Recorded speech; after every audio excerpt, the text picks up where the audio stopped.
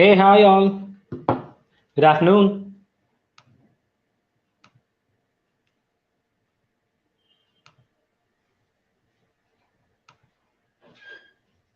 Hey, hi all everyone. Yeah, I was on mute, friends. I was just pulling out a few documents and all that for you people. Hope you're able to see me now. Sorry, hear me now. Now let me take the poll.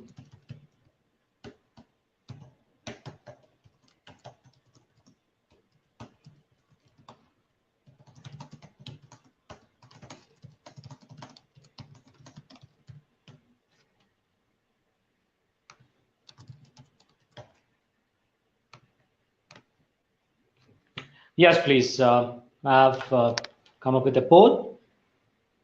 Perfect.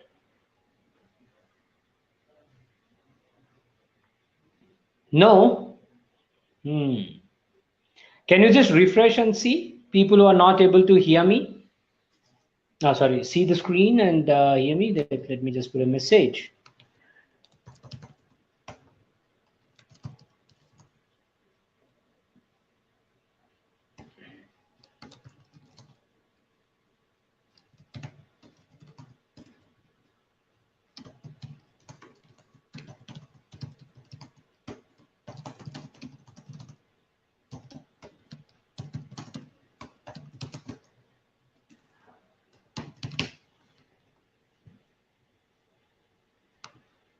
So I have 75-25. I'm assuming that these people have some connectivity issues, so probably they will refresh. Just refresh, friends. It should resolve the problem. Okay, being Friday, is it? I see very less audience today. Oh, no, 11. Okay, I'm assuming they are reconnecting.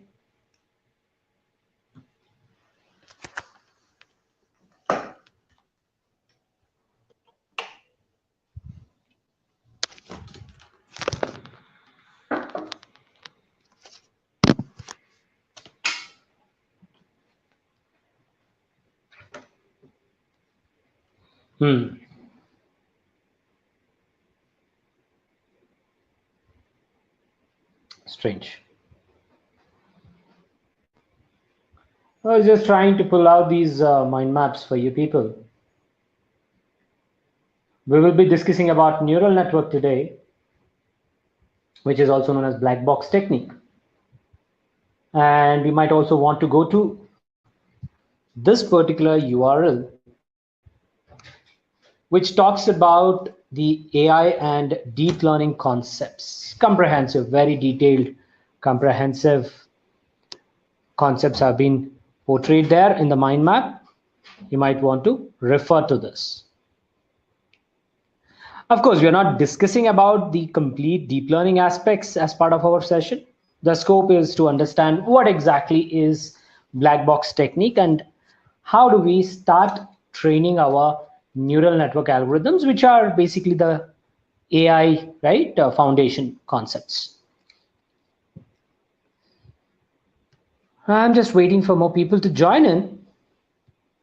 Probably Friday fever. Okay, let me take up the poll in the meantime. Let me end this poll and try to start with a new poll.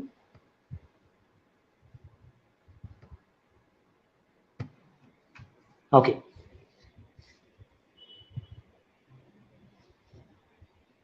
Let me think over on the questions. Okay. We have to predict a student being passed or fail. Whether a student be pass or fail. Right? We have to predict on a student be pass or fail. What ML techniques should we use? Regression, classification. We talk about mean. Okay, let me take 3 options are provided.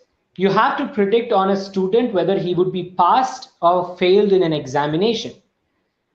What machine learning technique would you prefer to apply on this particular case? Assuming, of course, we have different factors which are influencing the result. Yes, friends, which technique would you apply? Regression technique or classification technique? Or would you simply do a mean calculation?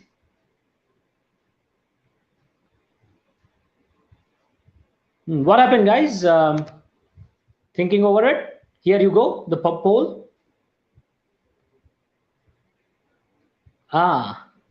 Very good. So no doubts. 60, 20, 20.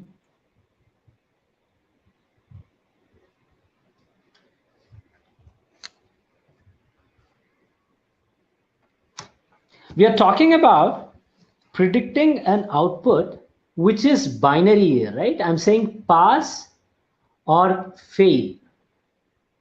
So this is binary in nature, right? 1 or 0. 1 or 0. Now, in this case, we cannot apply regression. Of course, there is a variant in regression which can be applied, but even that is called as classification techniques only. So you have a student, you're going to label him and classify him either as a pass or a fail person, pass or fail.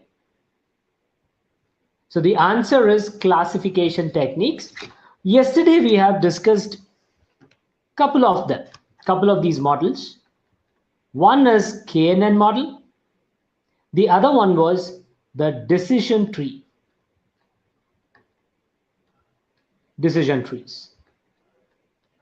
KNN is the nearest neighbor logic, which is based on distance. We predict this. And decision tree is basically a rule-based algorithm that we apply. So the answer for predicting this, which is basically a non-numeric output, is classification. It's not regression, friends. It's not mean. You're not going to calculate mean. Mean is again applied for numeric data. You cannot calculate mean on non-numeric data. You have to go with mode calculation, right? So we will be applying classification models. All right. Let me end the poll here.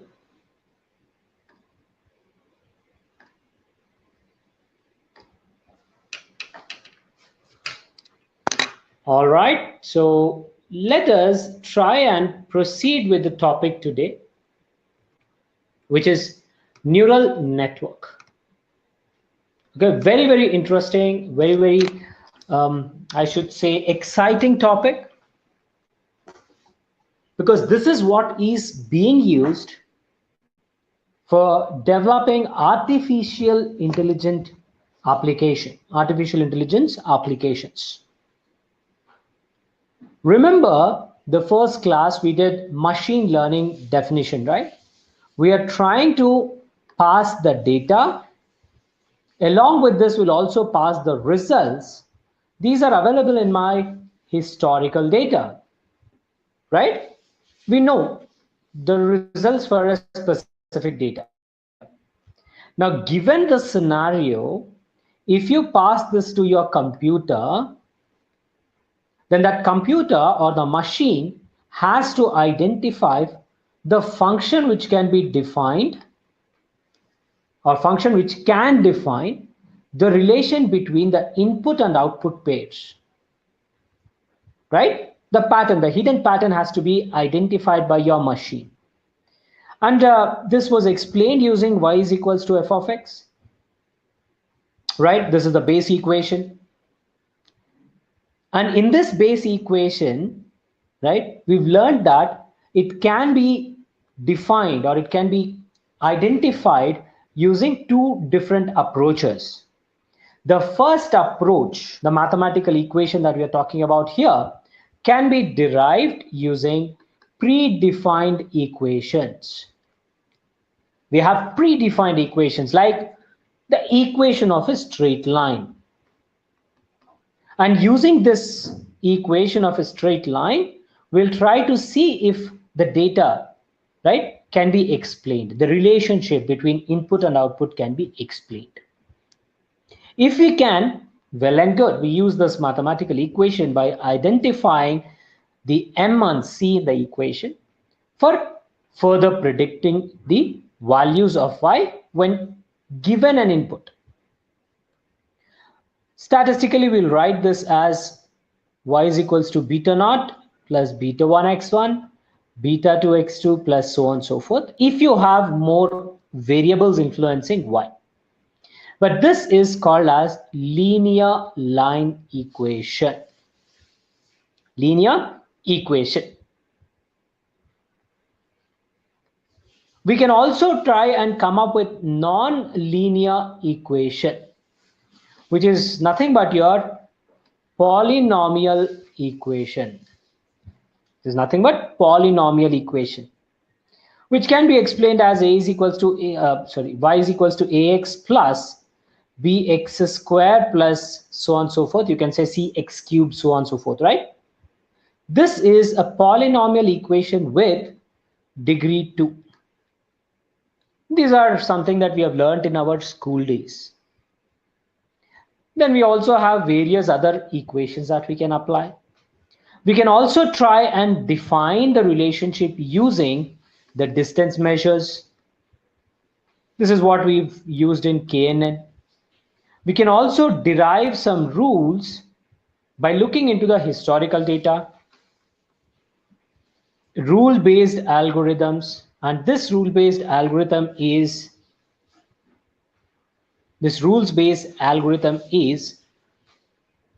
decision tree.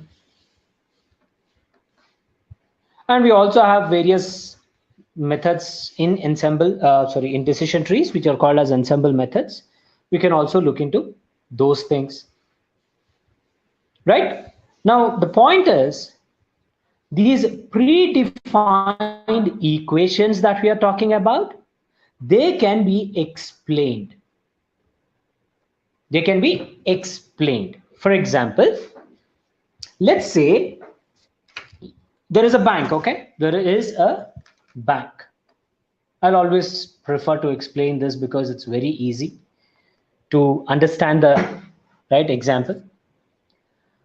For this bank, let's say we are applying for loans, you and me, right? We are applying loan.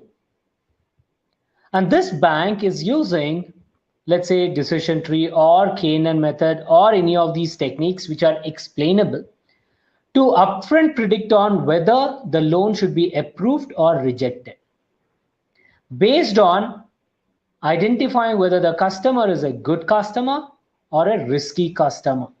Basically, we are saying whether you are an Aam Aadmi or you are a Kingfisher guy, right?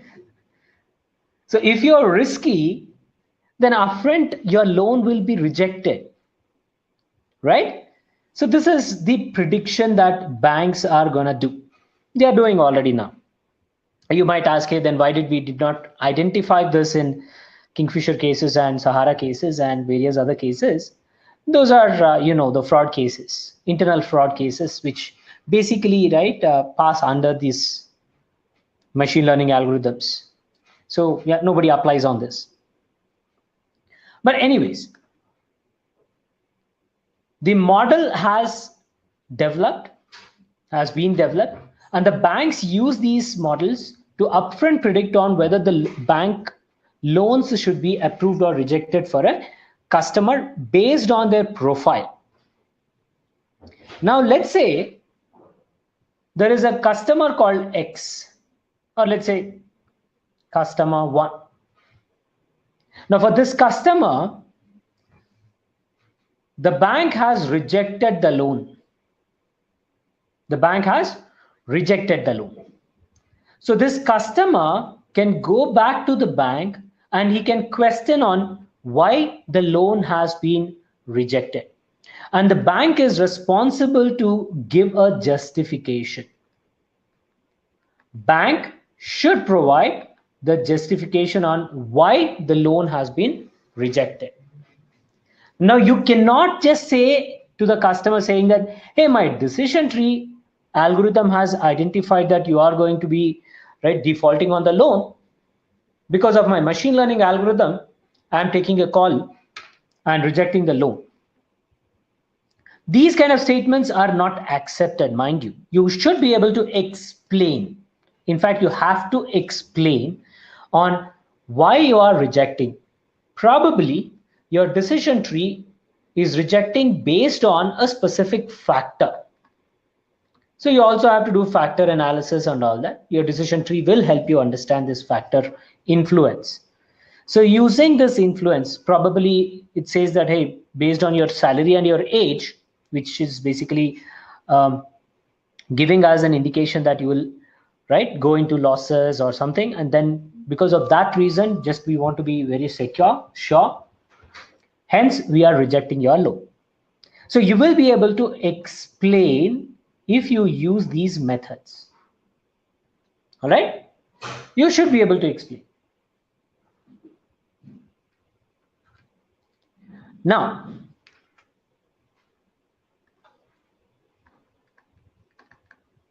that's the first method, okay?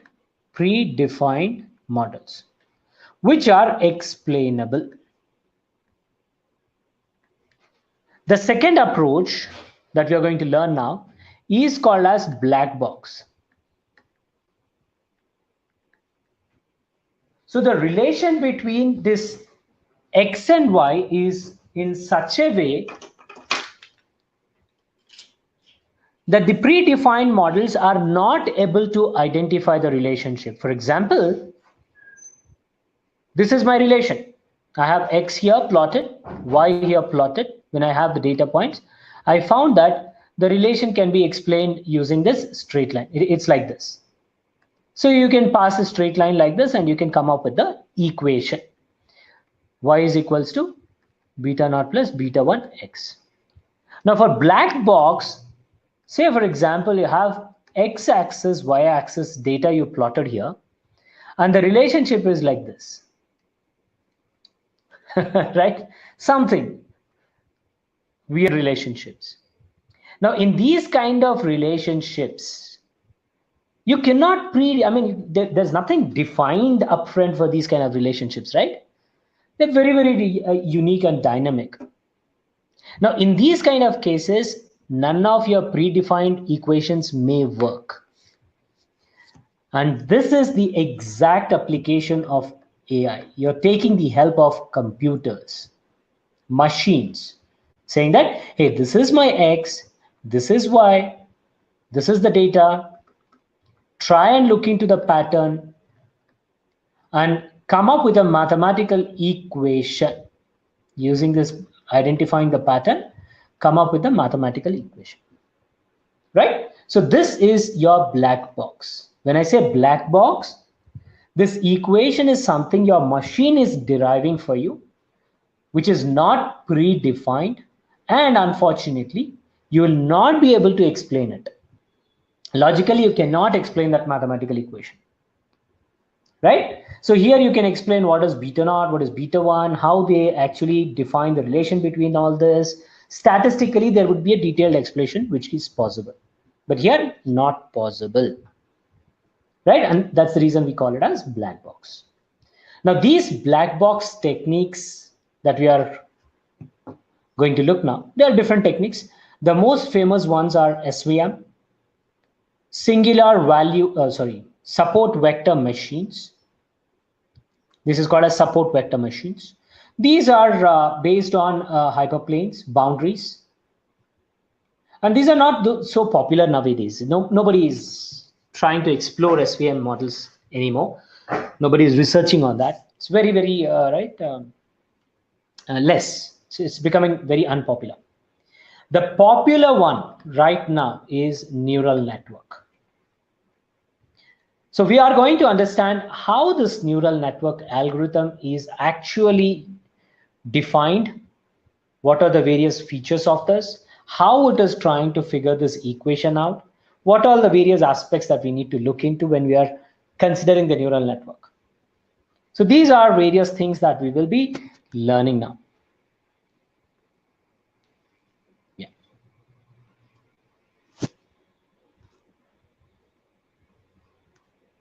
All right.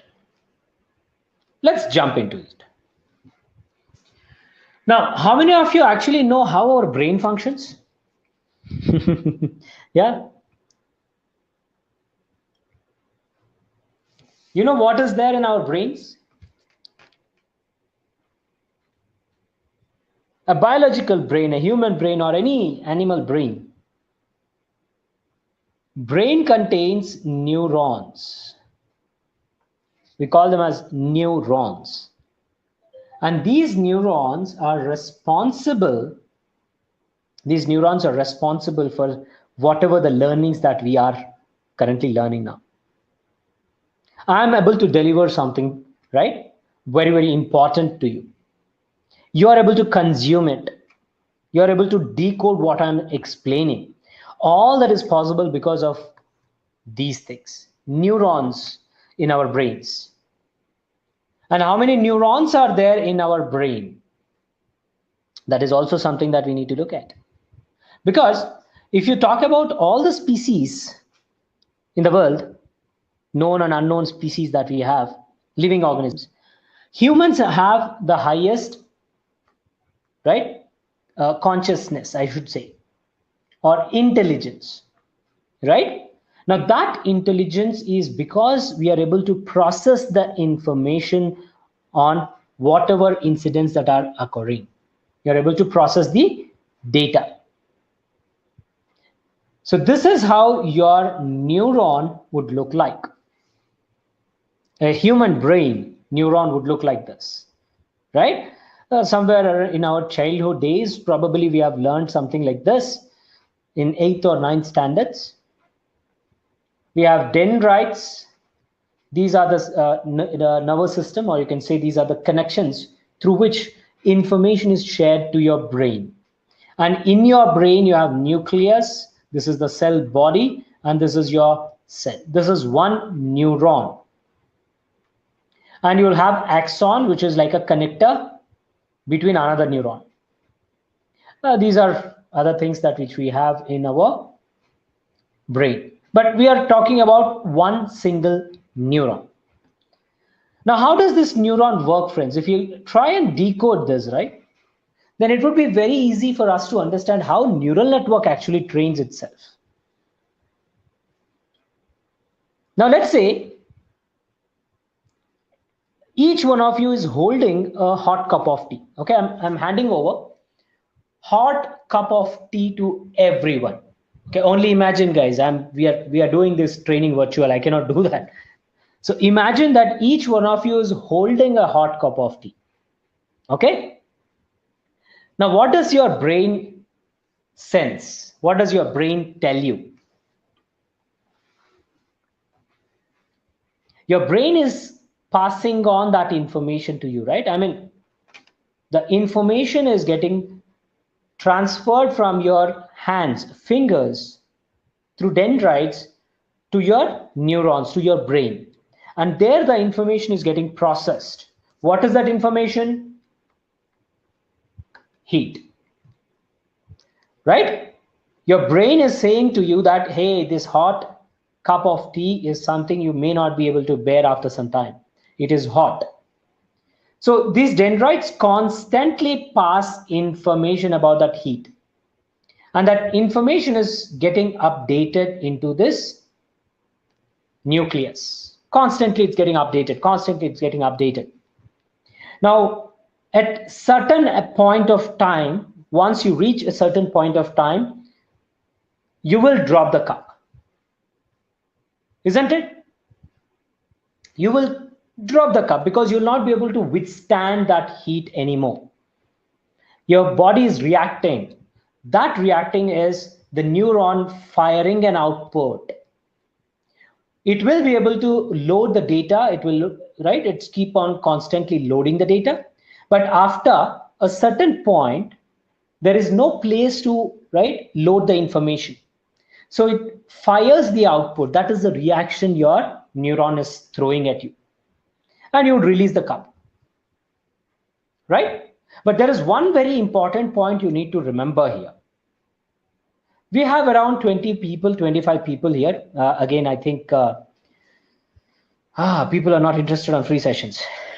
I should have charged money from you people. Huh? So 24 people are there, including me. I think let's round off to 20.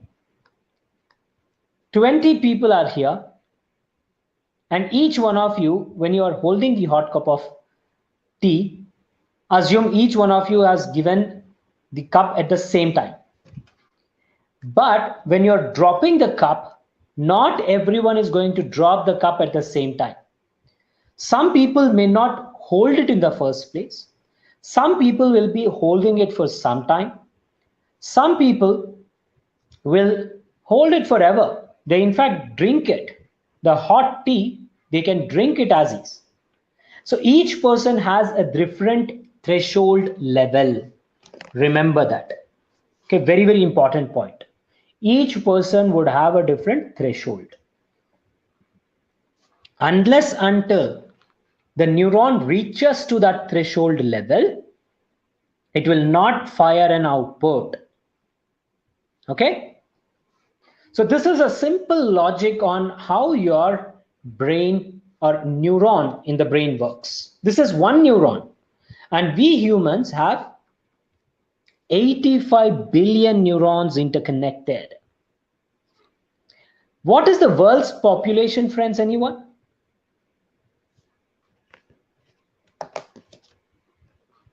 What is the world's population currently? And we can do a Google, right? We will ask Google.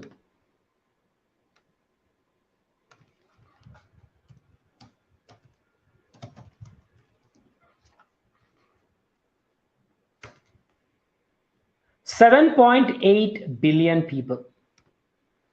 That's the world's population as we speak now. Where is that? Right.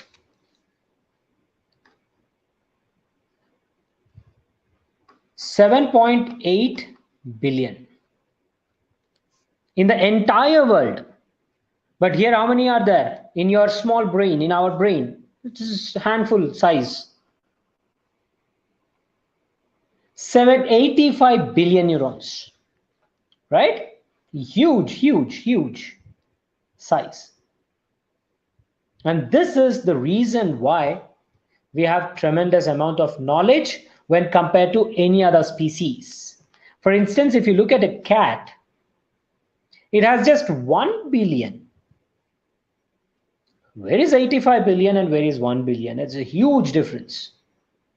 And that's the reason why we outsmart cats. Mouse, it has only 75 million, and that's the reason cat eat mouse, outsmarts mouse. Including cockroach, which is such a small animal, it has 1 million neurons in its brain. Each living organism which has a brain will have neurons in it, and that neurons are processing the information for their livelihood. Whatever that they're trying to do, right? It is based on the neurons processing the information. Now that logic is applied in our machine learning algorithms to train the machine.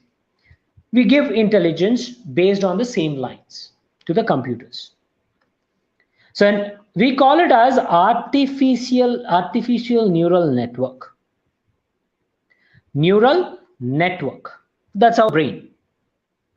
We call the computer system, the model that we are developing, as ANN, which is based on the same logic as our brain. Right? And it basically takes a set of input signals and an output signal, right, is passed. But how is it passed, what it does, and all those things we'll learn now. So if you look at this, this is how your neuron equation can be explained based on this logic. This blue circle that you're seeing is one neuron, okay, just one neuron. And to that neuron, we are passing inputs here. You can see these are called as dendrites. So I have input values, a bunch of input values. For example, in the bank, the profile of a customer, age, gender, salary, marital status, location, other loans, etc., etc. So I'm passing all those things as input to the model, to the neuron. But neuron, when it is consuming, it is adding some weightage to those inputs. We represent that as weights, W. And dot product of the weight and the input are accumulated in the integration function. In the neuron, integration function is used to accumulate that, all the information. And then activation function is used to fire the output on that accumulated data. This is the functionality of a neuron. Okay, and this would give us the output. So your output can be explained using this function. Y of x or y is equals to f of wx. Right, and that w is what you have to identify. So in short, we can say summation of xi wi. This is the equation. Summation of xi wi. Right? Now, what is w? We don't know. We cannot explain it. Your neural network would figure that out. So y is equals, or y hat is equals to, we say x1 w1 plus x2 w2 plus x3 w3, so on and so forth. So it is capturing the information from these factors, input factors, in order to achieve the output. But what is that factor of input that we are capturing? That depends on the training that your neuron is undergoing. So this is I should say neural network primer, the base of your neural network. Now let us deep dive into it and try and understand a little more things here. Now what happens here is, let's say you have to predict whether the customer is going to default or not. Default means reject the loan. Not default means approve the loan. You approve the loan. Okay? Right, now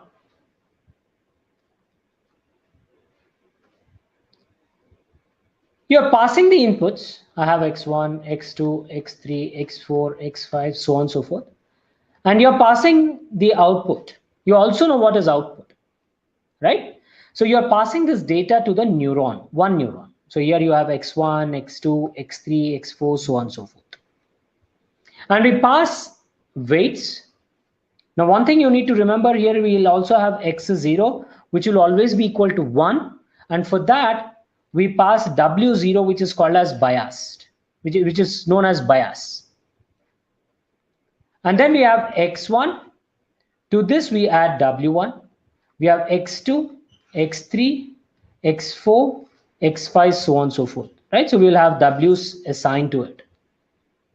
Combination of these would be passed into the neuron, where section of this neuron will be the integration function.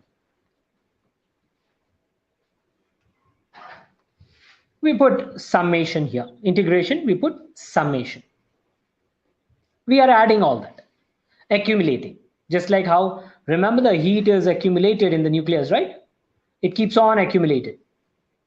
And Once this integrated value, once the accumulated value is reaching a specific threshold level, then we fire an output using the activation function. Okay, so we are saying that we get output when you do this. You're getting output.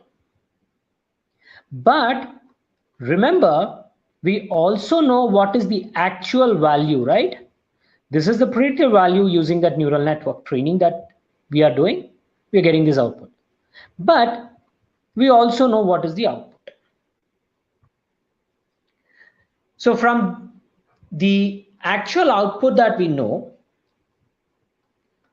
we will try and calculate the error that we got when we are training the model. You're predicting output, but what is the error that you are getting here? This error will be like a feedback to the network, this neuron. You're saying that, hey, neuron, we try to pass these weights, pass these inputs, but when you're predicting, you got something missed while you're calculating. So that something is your error. So you're saying that this is the error that you're making when you're predicting output. So why don't you learn from it? We pass that as feedback to the model, neuron. Inputs won't change. So neuron, now to get better prediction and minimize the error, is adjusting these weights. You are not adjusting it. The neuron itself will adjust those weights. Right? Now, how does it adjust? Why does it adjust? What mathematical function it uses to adjust? Those things are something we cannot explain. Okay?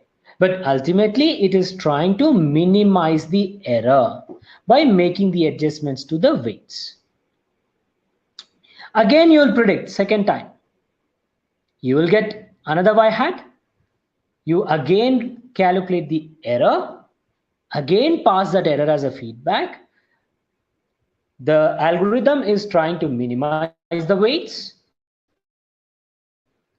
And again, it tries to predict output. So it is a continuous iterative process that neuron takes to minimize the error. It is trying to minimize the error. Right? So yeah, this is how your neuron works. So it is a minimization problem. But you need to learn how the weights are actually coming into the picture in the first place. But this is the equation that we are drawing, right? So how do you get these initial weights in the first place? How your model is training itself to get the final weights, right? Now this logic that we are learning, the algorithm that we are trying to learn is called as Perceptron algorithm. One neuron gives you a linear line, and that linear algorithm or linear line equation training for it is called as Perceptron algorithm. Yeah, it's called as Perceptron algorithm. So to start with, first step, friends, when you're passing the input to the neuron, let's say you're passing 3 inputs. Initially, the weights are randomly chosen. Randomly chosen. And within this neuron, you have 2 components, right? Integration function and activation function. And using this, you will get output. But here, we will calculate the error. And that error is again passed back. The weights have to get readjusted based on this error in such a way that when you're predicting it again, the error should come down. Hence, we call it as minimization approach, minimization problem. Assign the weights, predict, and repeat the step until the error is reaching to a specific threshold level. Probably you might have upfront decided on the threshold level saying that my error on a prediction model on a given business scenario should be only maybe 1%. That means you need to predict the result at 99% accuracy. Right? So you are going to upfront decide on the error. Or the other approach that you can take is iterations. You're going to say that, hey, readjust yourself 10 times. And whatever you are going to give me at the 10th time, I'll choose that as a final one. Right? So this is basically called as Perceptron algorithm. M iterations.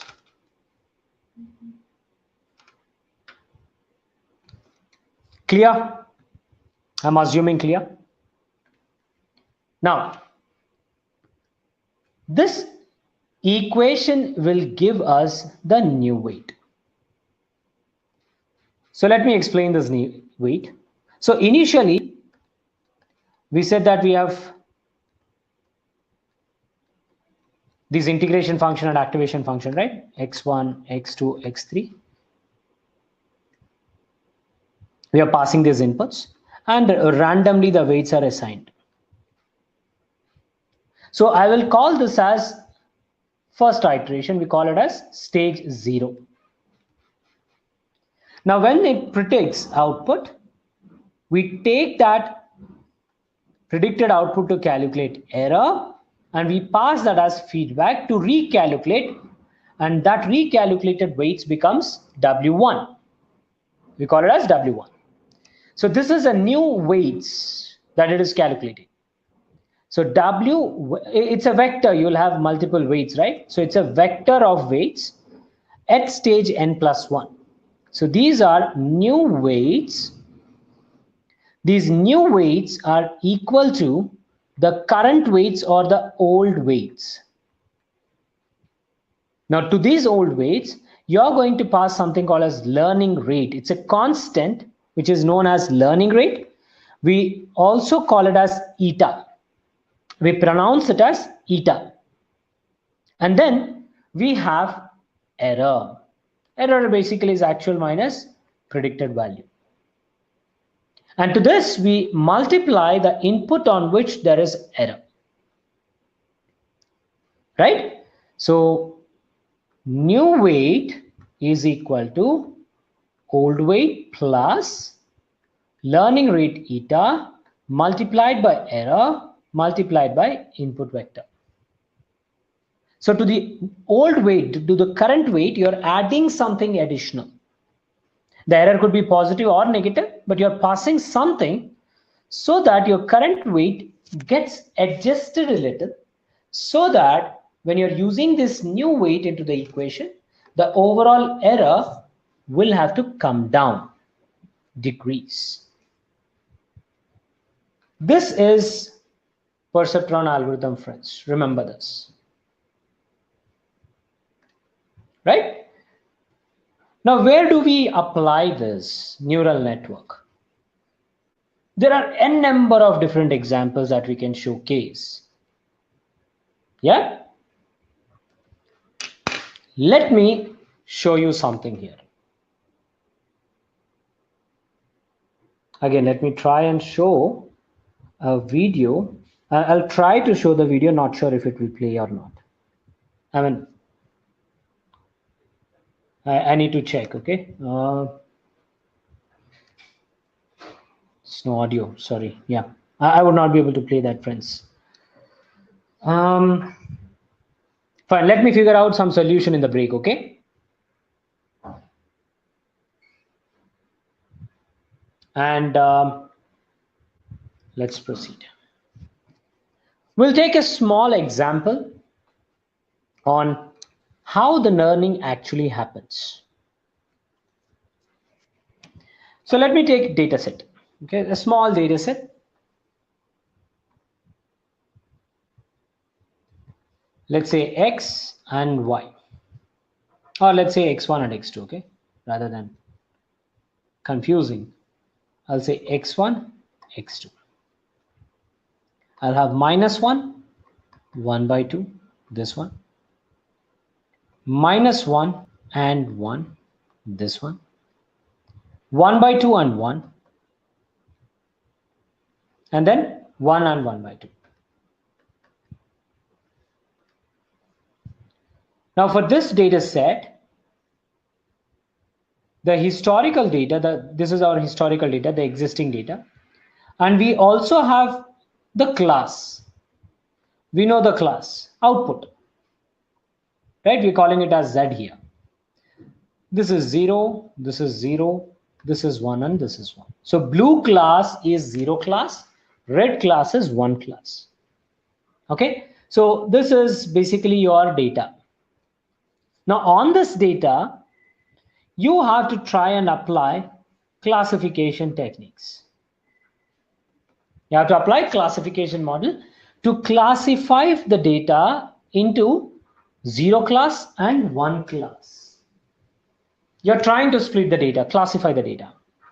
So what I do, I will randomly start with an equation. What equation? Y hat is equals to, that is your Z here, Y hat is equals to W1 X1, to this X1 I'm adding W1, plus to X2 I'll add some weight. W1 X1, W2 X2. So I'll randomly assign weights to it. To this equation, I'll randomly assign values. So let us assume that this particular equation is like this. Okay, let me erase this. This is your equation. So we are randomly assigning weights as 0 and 1. So that means your output value will become 0 into x1 plus 1 into x2. Right? This is your equation. Now, when I apply that equation, only theoretically understand this, okay? Don't literally apply, try and say that, hey, Sharat, this is not working and all that. It's just a theoretical understanding that we are doing. So here, when you're applying the weights, we get this line. Okay, this is the linear line assumed. And anything which is any data point which is above the line is considered to be 1 class. Below the line is considered to be the 0 class. So we are looking at the data like this. And if I talk about this linear line classifying the data, this is fine. This is fine. This is fine. But what about this? X1, X2, and Y. Right? So if I go back to my data, the previous slide. So let me just record these values. So I'll say -1, 1 by 2, class is 0, blue class. Then I'll have 1 by 2 and 1. This is 1 class. Then 1 and 1 by 2. This is 1 class. And finally, you have -1 and 1. This is 0 class. Okay. This is your historical data. Let's record this. Okay.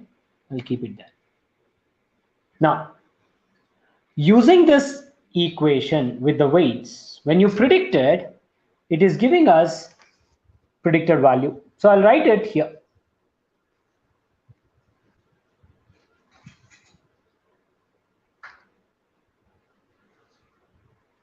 I'll write Y hat here. For the first class, the prediction is 1. It is predicted as 1. This is also predicted as 1. This is also predicted as 1. And this is predicted as 0. So we have Y hat now. Y and Y hat. On this, we calculate error. What is the error on this equation? This record. On this record, the error is actual value minus predicted value.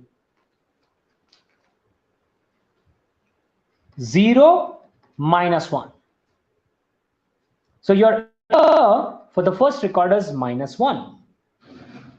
The second is 0, third is 0, fourth is 0. So you have one record which is misclassified, and that error is -1. Right? Now, the neural network that we are talking about here should take that as feedback to try and learn and update its weight. So we use the equation that we have just seen, recalculating the weights. New weight is equal to old weight plus the learning rate plus error into input, right? So we use this equation to try and update the weight. Now here, remember, the weights were initially randomly generated, but now it has to be calculated based on the feedback that we are passing in, which is error. And that is only for this, right? The rest of the things are anyways, errors are 0. So old weight, new weight will be same for those things. So your weight is getting adjusted for this particular, or based on this particular record, wherein the error is creeping in.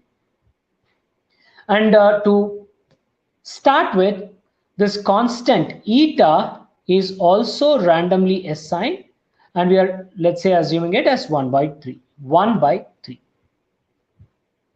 Assume, okay, it's only an assumption, it's a constant, we randomly assign it, okay? It's called as learning rate.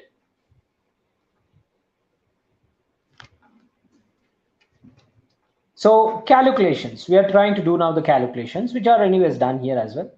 So this is your learning rate, and this is your existing weights.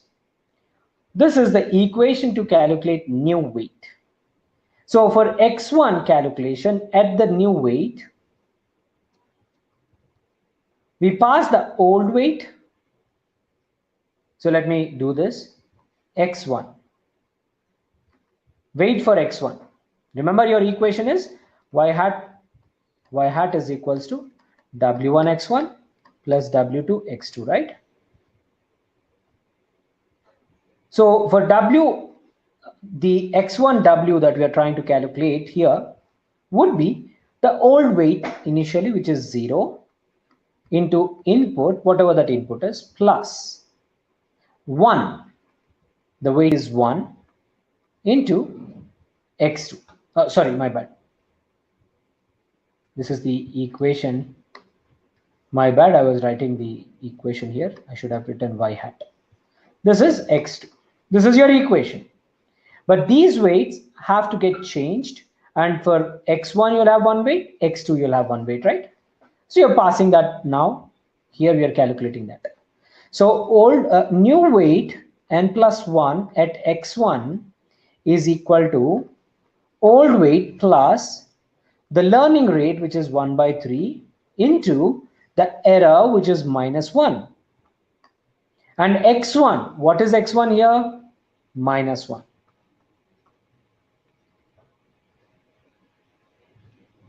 Right? We are calculating for x1, so we are at plus x1. So this weight gets updated. How is it getting updated? -1 minus 1, it becomes +1, and it is 1 by 3. Right? Weight n plus 1 at x1 is 1 by 3. Yeah?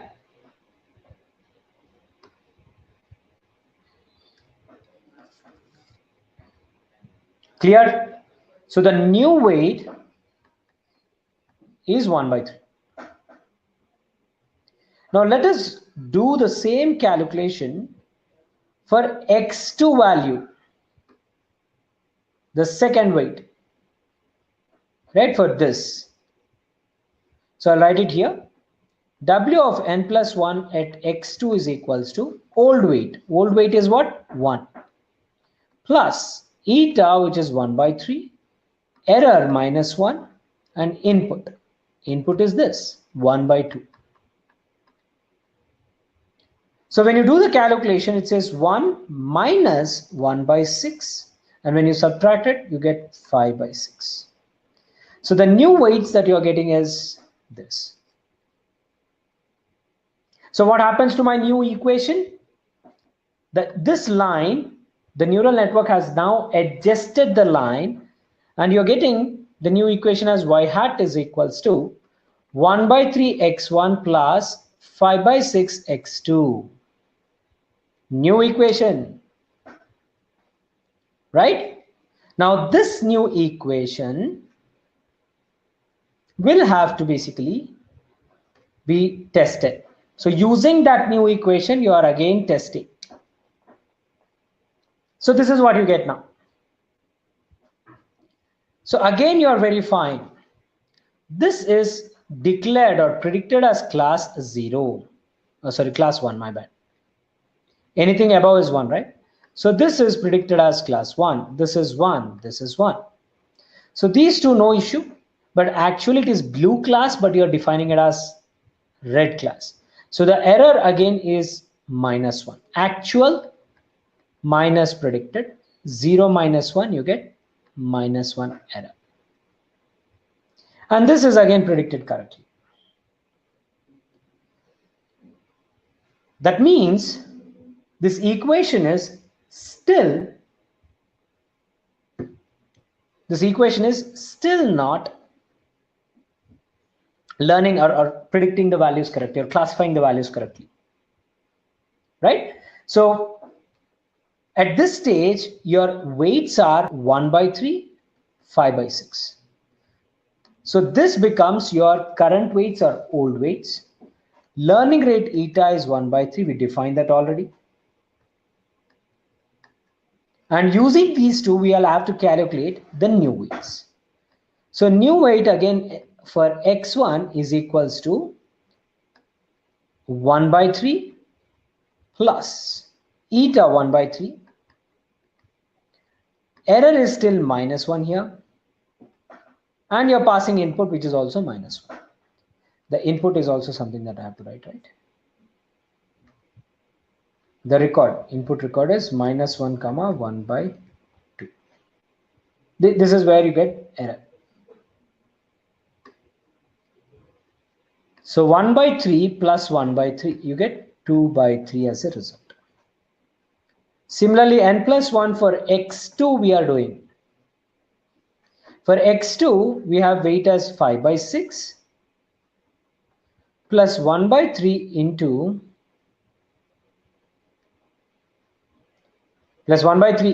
error -1, and the x2 coordinate is 5 by 6. Yeah. Oh, sorry, 1 by 2, my bad. Input, right? I have already written weight here. So this is input. This one. So this is 5 by 6 minus 1 by 6, which is equals to 4 by 6, which is equals to 2 by 3. So the new weights that you are getting now are 2 by 3 comma 2 by 3. So using this, your new equation will become 2 by 3 x1 plus 2 by 3 x2. This is your equation.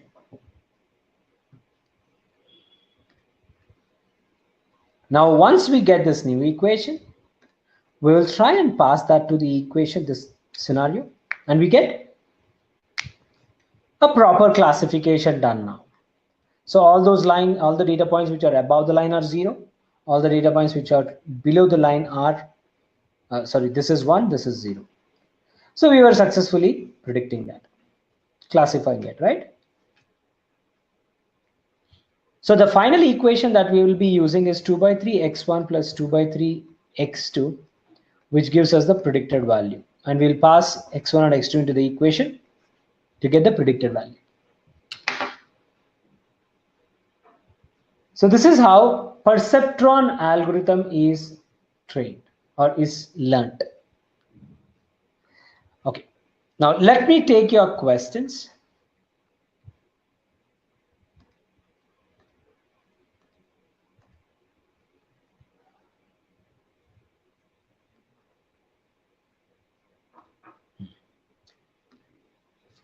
Hey, hi.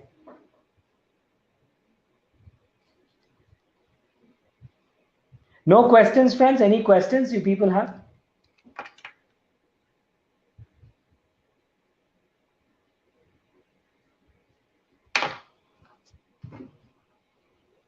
So everything is clear, is it?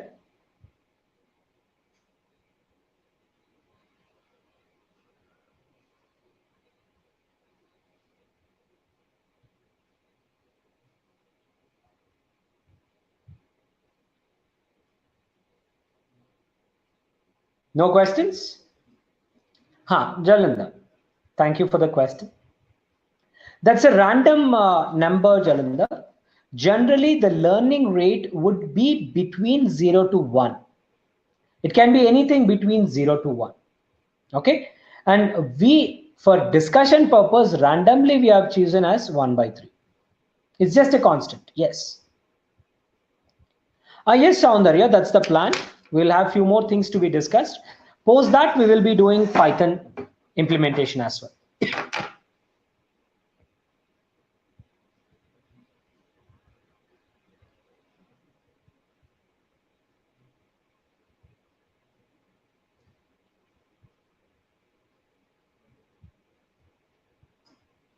Okay.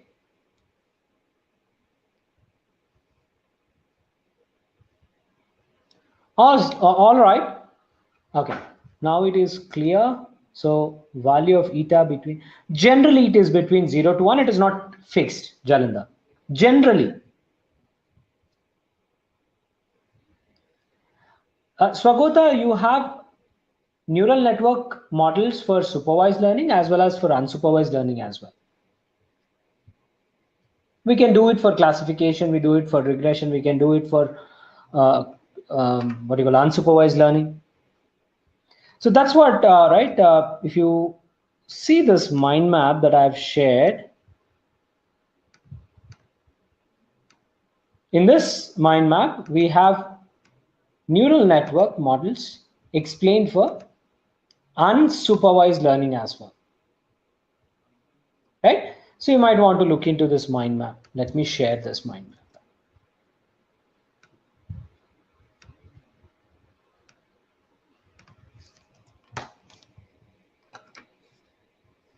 Yeah, this neural network concept is applied for both supervised and unsupervised.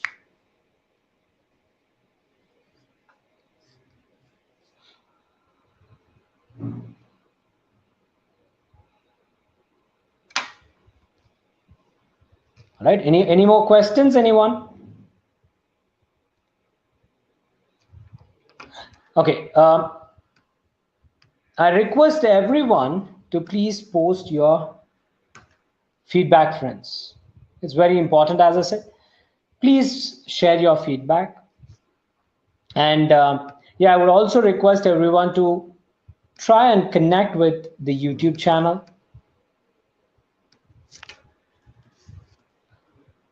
Take the advantage of the videos, the live sessions that we are conducting.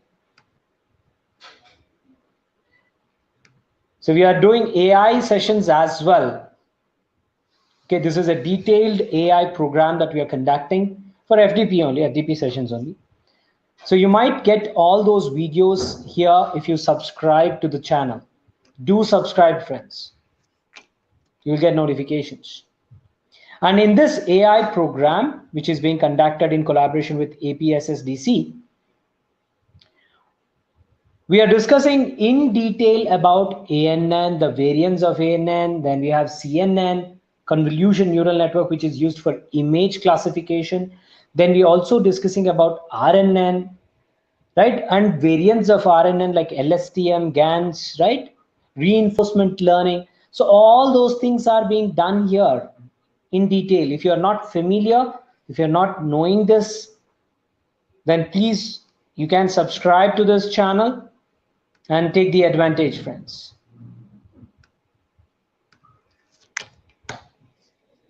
That's the YouTube link that I've shared. Navnath, all the weights, not just W0, all the weights are initially chosen on random basis. randomly selected. There's no logic to it.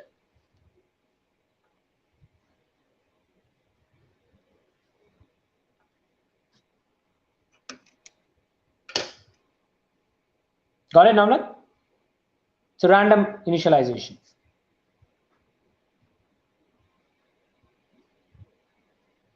All right.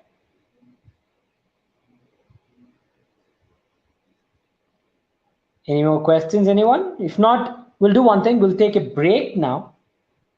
If you don't have any questions, we'll break for 10 minutes. We'll regroup and then discuss about the iteration process which is happening here with the neural network, right? So there is something called as error function. We'll have to learn about this. We'll also talk about learning. We'll also talk about something called as local minima, right? Gradient descent algorithm. So we'll talk about those things post the break, and then we'll jump on to see the Python programming. All right. So let's connect, let's regroup and connect back in 10 minutes. So it's 3:10 now. We'll connect back at 3:20 p.m. Until then, it is break. All right, friends.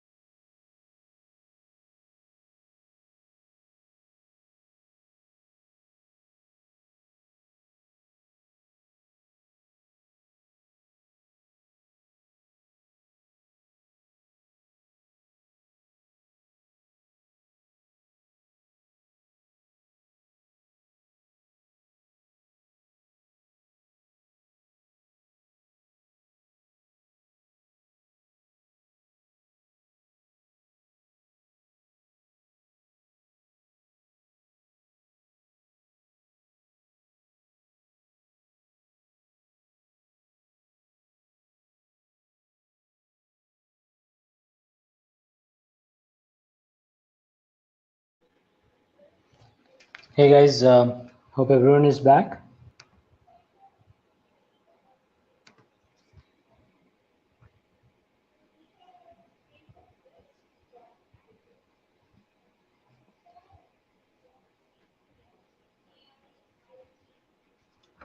Let me see if you people are back.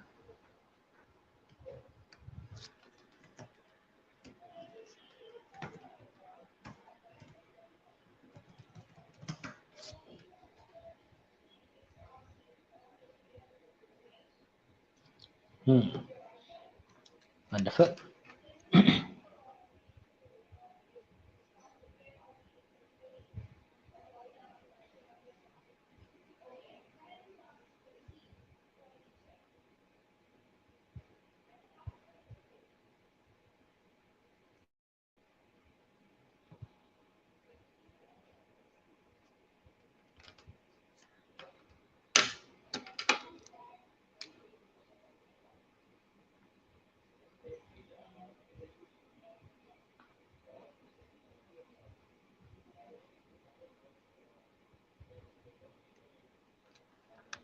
All right, so let's start.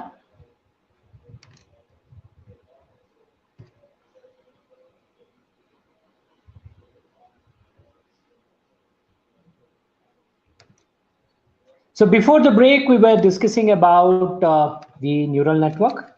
And remember the equation which is used for iteratively train the neural network to find the weight is this. New weight is equal to old weight plus learning rate into error into the input vector. So we are passing this as the feedback to the weight, and thereby we get a new weight. Now, when we talk about neural network, this is what we have understood. We will have randomly assigned weights for the inputs, and these input and the weights dot product is getting accumulated here. This is called as integration function, and we fire an output based on an activation function. Now this activation function can be anything. It could be different functions. To trigger the output, based on what output we want, we apply different activation functions. And the output that we are getting will help us get the error, which will be passed as an input. So this is a typical diagram of a neuron. Now we can apply different types of integration functions, different types of activation functions, especially when you have non-linear patterns. Then we will be applying these different logics. So the integration function that we are applying here by default would be the summation product. This is nothing but the linear equation, linear function. But we can also apply different functions if you have a non-linear space. Okay, so integration functions can be varied.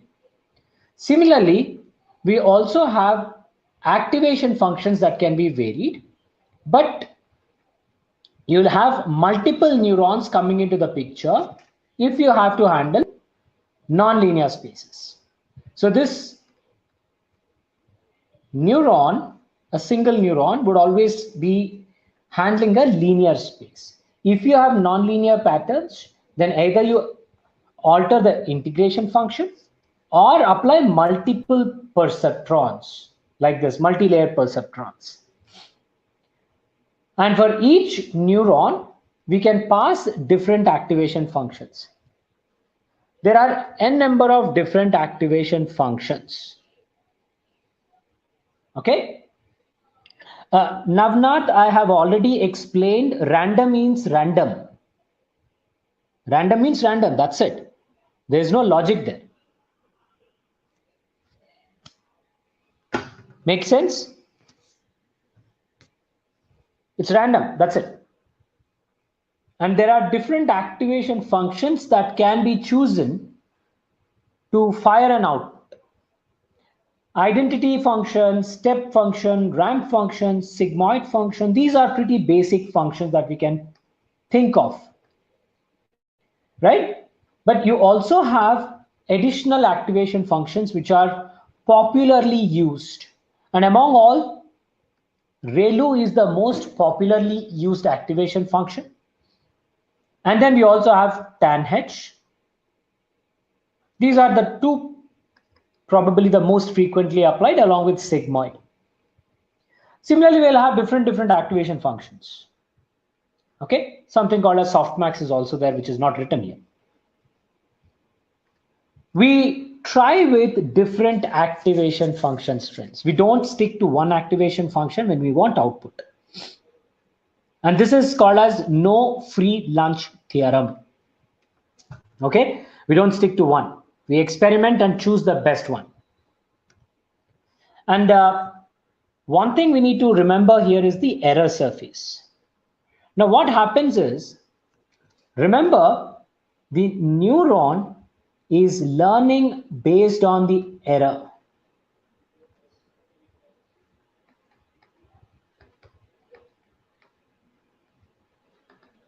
This is a constant. If I keep this as a constant, this will also be a constant, right? So the learning is happening based on the error if you have constant values here, right? So new weight is equals to old weight, but the feedback is given by error. If your error varies, your learning varies, right? Because I'm taking these two are fixed. Next. So let's imagine that we are rolling a ball by standing on top of this hill. This is, you assume you have a small ball here and you are just rolling the ball there. You're just placing it and leaving it. And what happens here is the ball will roll like this. Do we have control? I'm not putting any external force to it. Imagine that you're standing on top of a hill and putting a ball there, just placing the ball at the edge, top edge, and it rolls. But we do not have the control on which side the ball rolls, right? And when it is rolling here, it might end up getting to this bottom. This is the least location, bottom. Here it might end up rolling down to this position. Here it might go there, go there, go there, go there, go there, and might come here. This is again going here probably, or going here probably, or going here. We don't have any control. Remember that. Okay. So error surface that we are looking at, right, is in a 3D space, looks like this.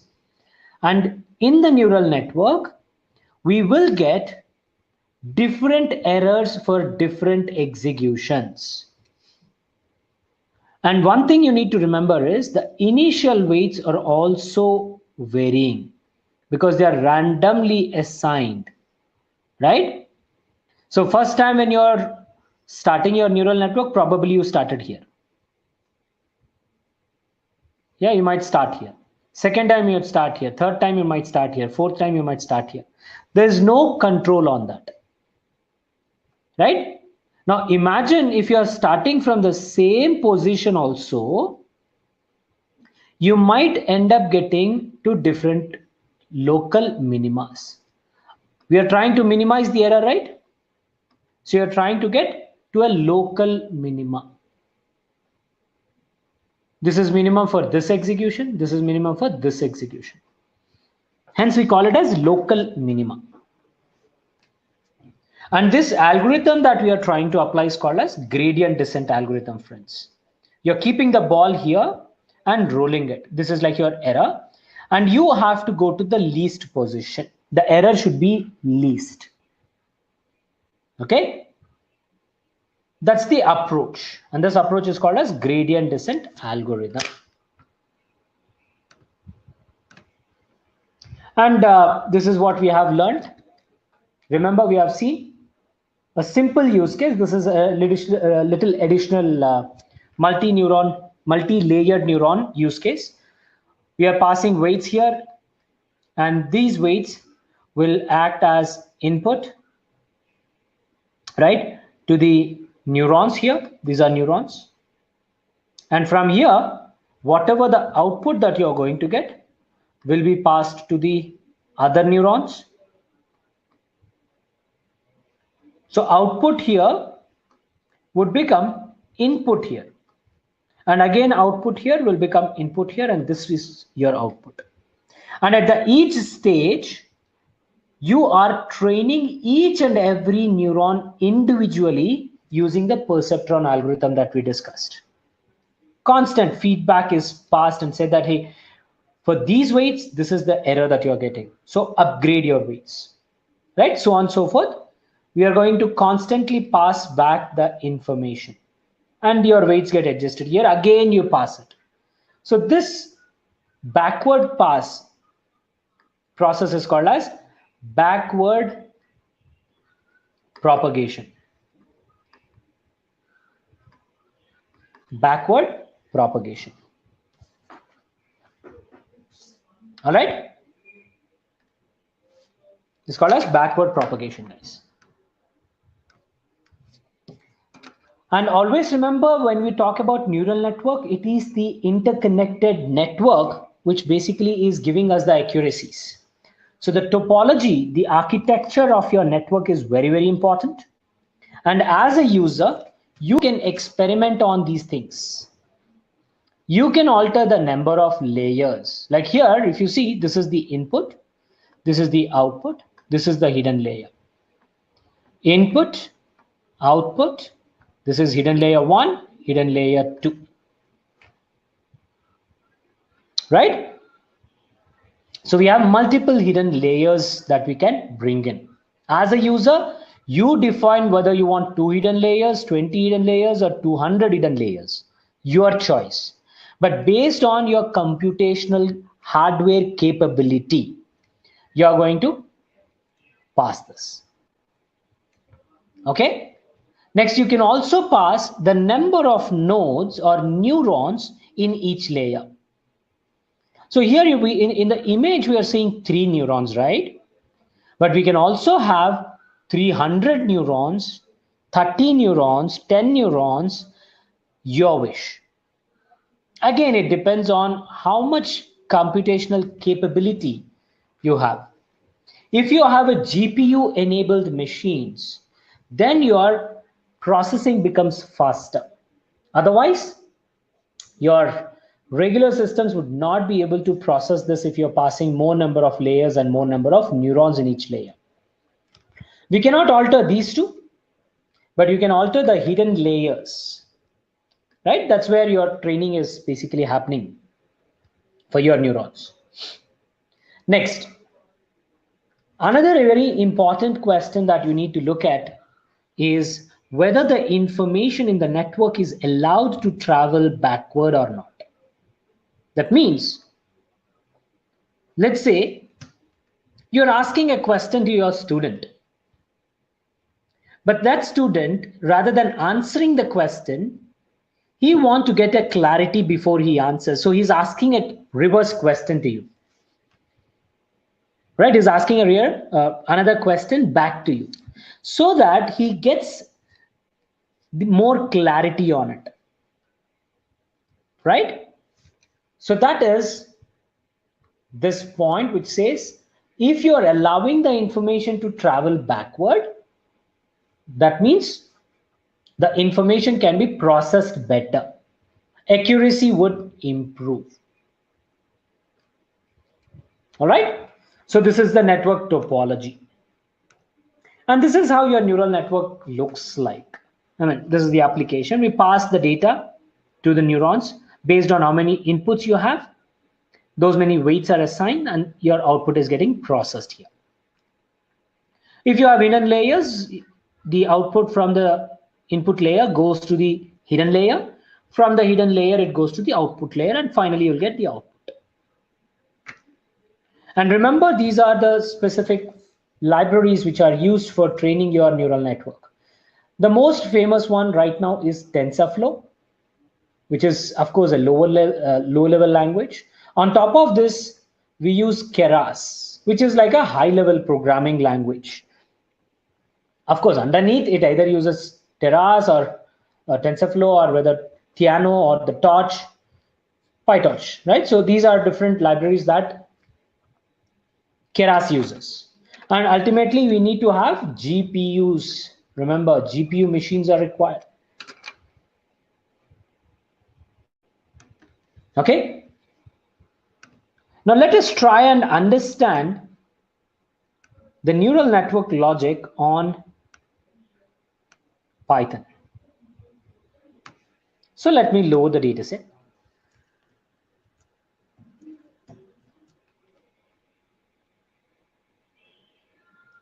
Okay. So Python, we have already done small bit of Python introduction. Okay, even before I move to Python, let me see if you have any questions.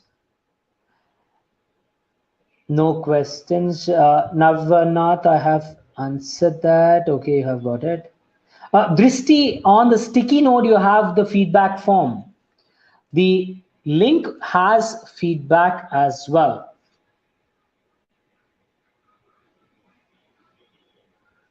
Jamil, if you are there, could you please share the feedback link as well, if it is not there in that attendance sheet?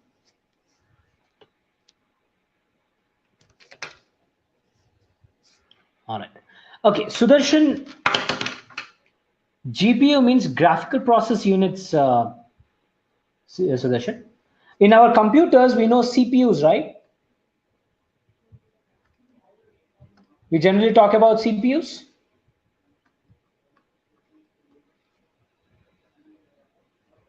We know that, right? CPUs, GPUs, graphical processing units. We also have something called as TPU, TensorFlow processing units, tensor processing units. These TPUs are much faster than GPUs and CPUs. Okay, much faster. And Google Cloud has TPU enabled systems, specially designed for applying AI models. Google Cloud gives you TPUs, but of course they are very costly. Right, so that's about GPUs. And all right, so let us look into the Python code now. Now, when we talk about Python code, remember the libraries that we have to use: NumPy and Pandas. These are the minimum modules, I mean the mandatory modules that we need to learn. NumPy is for mathematics, basic mathematical computations. Pandas is for the data management. These are the libraries which are required. So I'm importing them. Okay, I'll import them. Post that, I'm importing Keras. Keras is, as I said, is a deep learning library which underneath the hood is using TensorFlow.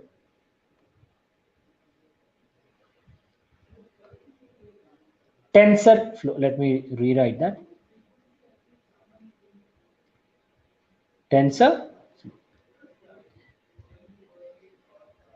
Now to quickly give you an update on what is Tensor. Tensor is nothing but a multi-dimensional array. Okay, people who don't know what is Tensor, it's a multi-dimensional array, which is the data abstraction when you are doing any deep learning algorithms. We know two-dimensional array, that is nothing but matrix. We know one-dimensional array, that is vector. If you say n-dimensional array, then we call it as tensor. Right? And TensorFlow is a specially designed library to work with tensors and neural network. And Keras works on top of that. So we are importing NumPy, Pandas, Then I'm importing sequential model from Keras.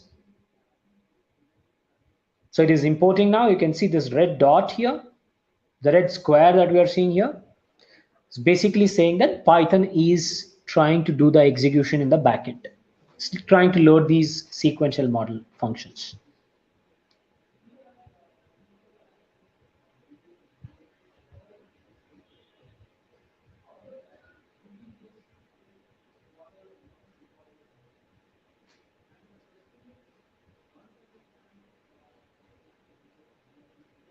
Still loading. These packages are very time consuming, very big packages.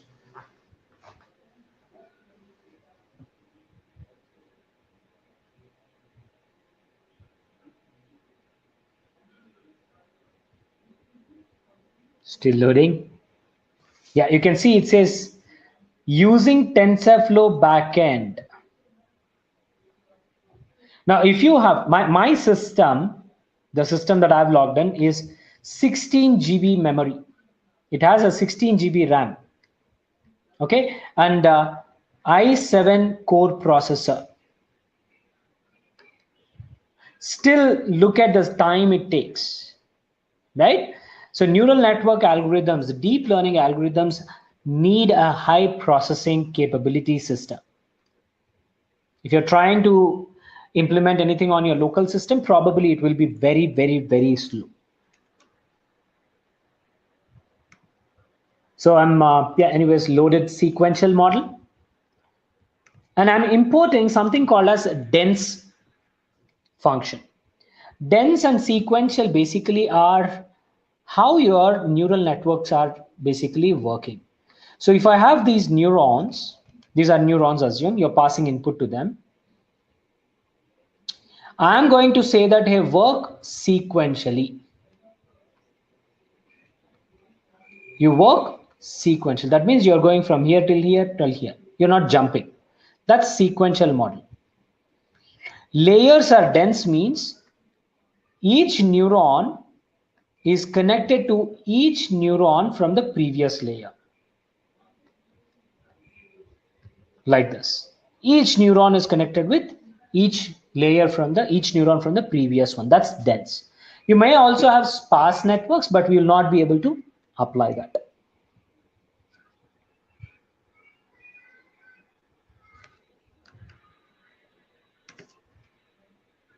Right. So I've imported these two libraries and I'm defining a variable called A as 100. You can pass any number. I'm just giving a random number A as 100. We will be using that A somewhere here in the future. You can declare that there also. I'll define that there if required. Now let me import the data. And if you look at the data, it has 9 columns. It has 9 columns. And it talks about the concrete mixture, which basically is right capturing the strength of that particular structure. So you're using these combination of these mixtures to create concrete, and based on what kind of combination you're using, the strength of that particular construction is defined. So given this combination, can I try and find out what could be the strength of that structure? That's something that we are going to predict now. In order to predict, first we are going to split the data into training and test. And we are using an import function or inbuilt function, train test split function, which is available in sklearn module. Next, I'm defining what is the input, what is the output. So I have total 9 columns. You can see here it says 9 columns. The last column is the strength column. That is your output. So for input, you're considering all except for the strength column. So your input is this. Then we have output. which is basically capturing the strength column, that single column that we have, right? This is output. Input and output. And now you are splitting, train test split. This function is being applied onto this input and output. And we are partitioning the data into 75 and 25 proportions. So what we generally do is, if this is your data, you are splitting it into 75% and 25%. But here, we are first splitting this into input and output. So this input will be split into 75-25. This output will also be split into 75-25. Right? So you'll get 4 partitions now, 4 parts. Let us apply this. So input test, input train, output test, output train. Out of 1030 records, 25% of the data is treated in the test data set. This is your test data set. Right? Now, our data is ready, guys. So we have created the data. On this data, let us define the model. You're defining the, I would, images are blur. Jalinder, I have not changed anything. Why the images are blur? It's the same thing that I'm using. I've not changed anything. You might want to cross-check once on your internet. Anyone else has issues with the screen?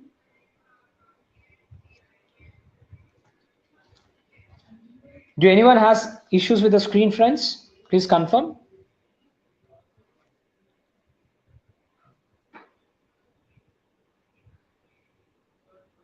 Okay, I think everything is perfect.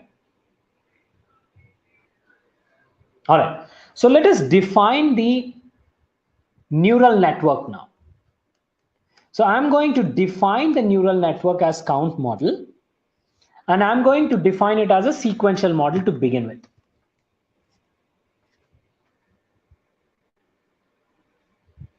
Okay, thank you, Shilpa, Sudarshan. All right, so we are defining the sequential model, and to the sequential model, I have to now add the layers. We are adding layers. So here we are applying dense layer and passing 50 neurons to the input dimension of 8. That means the neural network that you are defining is a sequential model, and you have 8 input values. If you see here, you have 8 inputs, right? So 4, 5, 6, 7, 8. This is your input data. What data do we have? We have cement, slag, ash, water, superplastic, coarse aggregation, and fine aggregation. And age. These are your 8 input parameters. Those are represented here. So input dimension is 8, and you're passing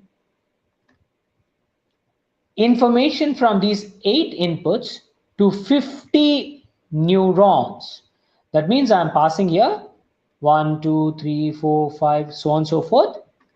You are going to define 50 neurons. This is your hidden layer 1. Then you are adding another layer here. Again, it's a dense layer. Remember, dense layer means each input is connected to each neuron in that next layer. Fully connected, we call it as fully connected layer. That's dense layer. Now coming to the second layer, we will take 250 neurons. 1, 2, 3, so on and so forth. We are taking 250 neurons. And for each of this neuron, we are passing an activation function called as ReLU. Okay, and this 250 neurons, here you have 50, here you have 250. Each of this neuron is now connected to output. What is the output that we need? We need one output, strength. No, not this, sorry. We need one output, the strength. So you'll have one output layer. This is your strength, right? And we are saying kernel initializer here is normal. That means you'll apply normal logics to initialize the weights. There are different initializers, different techniques that you can apply. Probably that's a logic that you can go through the videos that I've shared the link, right? You can go through those videos to understand what different techniques can be applied to initialize the weights, though it is random, but still there are certain logics that you can apply. Learn more about that. So we have defined these neurons. And while training, the neuron has to learn, right? So it is learning on error. And that error is mean squared error. And then you'll also have something called as an optimizer, which is known as Adam optimizer, which basically fine-tunes your learning process. So these are basically the steps which define the architecture or the topology of your neural network. And then I'm calling this as model. Though I'm calling it as count model, then you can give it as a new name or you can use the same name. For this neural network, I'm passing the input data and 10 epochs. 10 epochs basically means it will be passing 10 times the same input. Okay, so let me fit the data. Training data set is what I'm passing. If you see, it says, sorry, what did I do? Yeah, dense layer I've here, but got an array of 1. What's this? What's this? What's this? What's this? Let me rerun this and train this.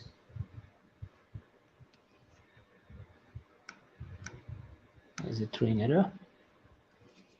Yeah. So probably I missed that one step. So you can see here, when I define my neural network and fit the data, it is passing those training data set values, 772 values, 10 times. It's passing 10 times. Because here I passed epoch 10 times. And every time it is passing the inputs, it is trying to improvise on the error. Right? So this is the least error that we are getting in all the iterations. So we'll pick this up. Right? Now, this is the training that we give. And using this model, we are predicting on the data. We will predict on the training data first, and we will see whether it has overfitted or not. And you can see these are the training values. These are all the training values. Similarly, I'm predicting on the test data. So on the test data, in the test data, we have 258 records, right? So we pass those 258 records here, and we will get the output predicted. And on this test data and training data, we are trying to measure how well did it predict. So 86% on the training data set, 84.5% on the test data set. That's the accuracy that we are getting with this particular neural network. Right? And we can also run these layer count. It basically is saying how many layers we have. You can see layers are 3 layers we have, right? So it is saying 3 layers. So you can see the code. You'll be able to understand this is 1 layer, another layer, and output layer. So 3 layers are there. Then we are trying to capture how many hidden layers are there. Of course, 2 hidden layers are there. And the last layer is this. Yeah, this is your last layer.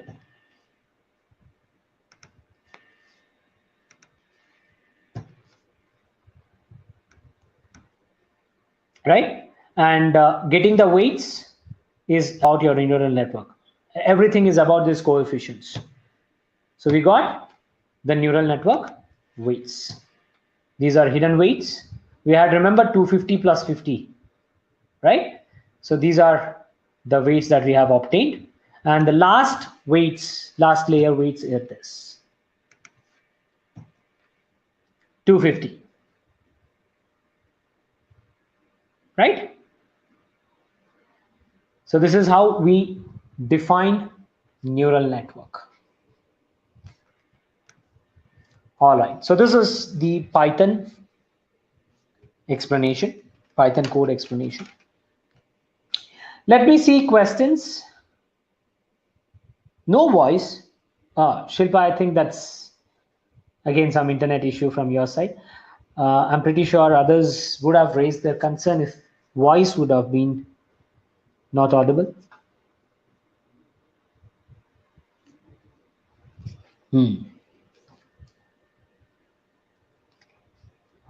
All right. Fine, friends. So we will stop here and let me take your questions. Any questions, anyone?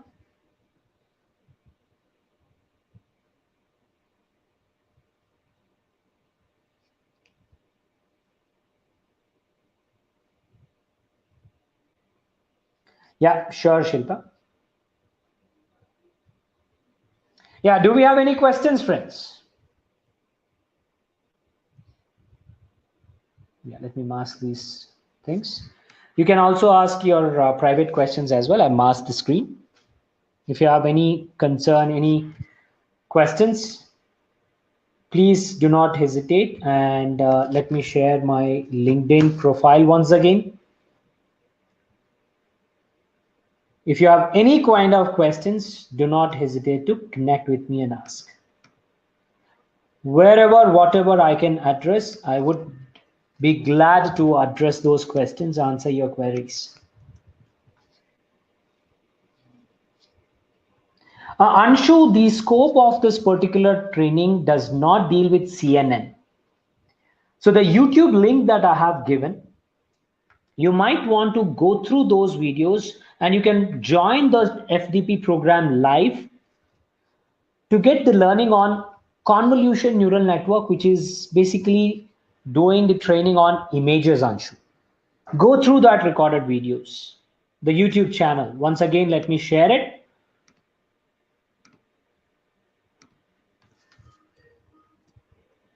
Subscribe to it. You will get the notifications.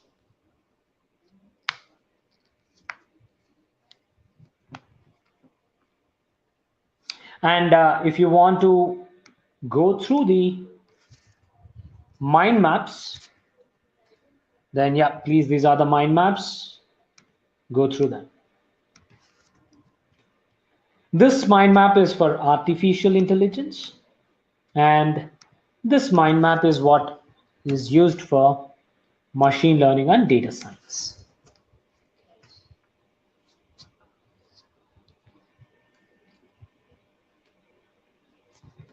Yeah, do not wait, subscribe to the YouTube channel. Everyone, please do that, friends.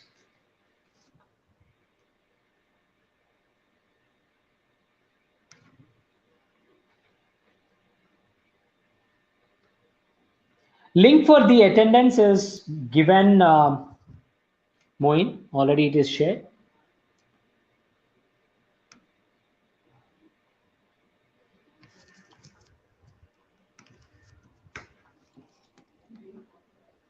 So I've also messaged it in the group.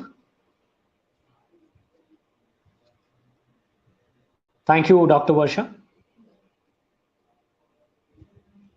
Hope you have got some insights on machine learning, friends, in these 5 days sessions. We will do these kind of free sessions in future as well. Please do keep in touch, connect with us, and yeah, take the advantage, upskill yourself, and probably being faculties, it's very important. You'll also pass on the information to your students. You can pass this YouTube link and the mind map links to your students as well. That would basically give at least few students who are very, very interested in this new age technologies to take the advantage of.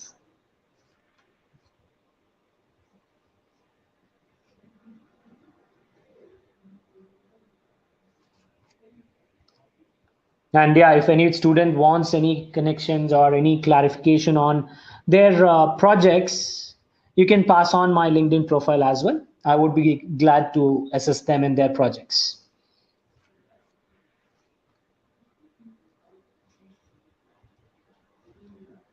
All right, friends. So hope you have enjoyed the sessions. Hope you have got some insights. And with this, let us conclude. Hey, thank you, Jalinda. Thank you so much. Yeah. Oh, great, Amuta. Thank you.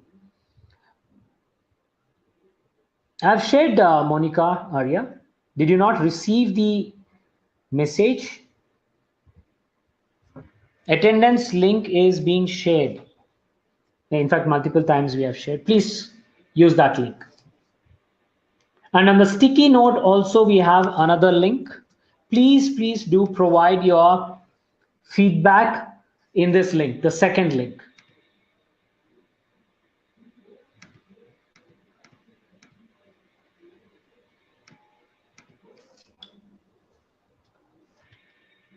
Yeah, I would be personally be very happy if you share your feedback, friends.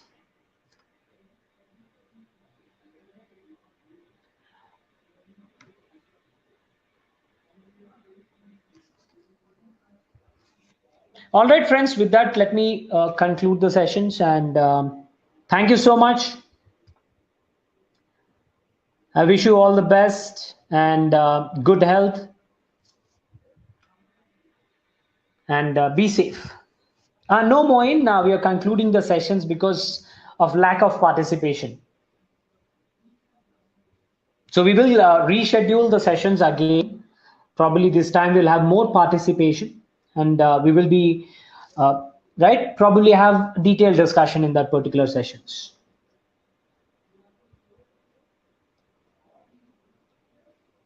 Shilpa, yes, we have shared that link, right?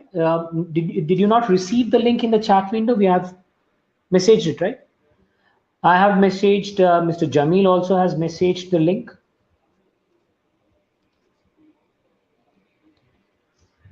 Yes, Amuta, as I said, lack of participation, right? We initially had close to 75 participants. A lot of people will be missed out. So we are going to reschedule the program again. This time I will bring in more concepts.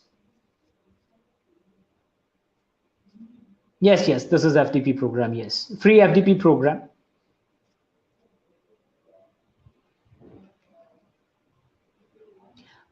Parallelly, there is another session which is going on, Amita, that is on AI and deep learning.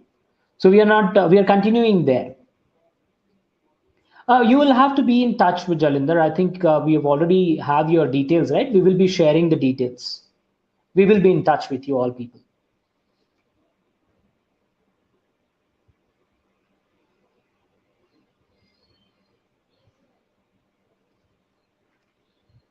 We will communicate, Amita.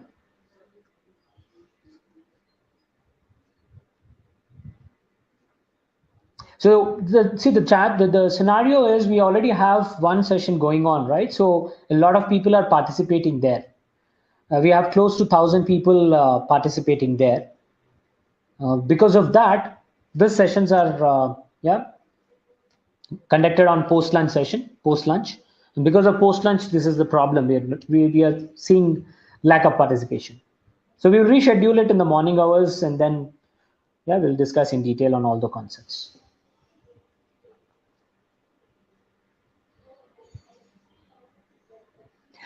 Till then, right, you might want to go through the YouTube recordings, try and gain more and more knowledge on these concepts. That would help upskilling yourself, right? And when we discuss next time, you will be able to grasp the concepts very well.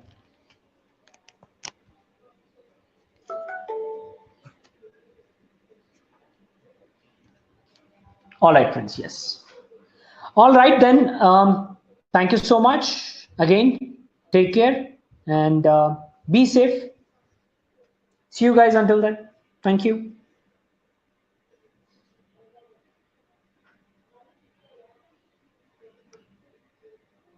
Thank you.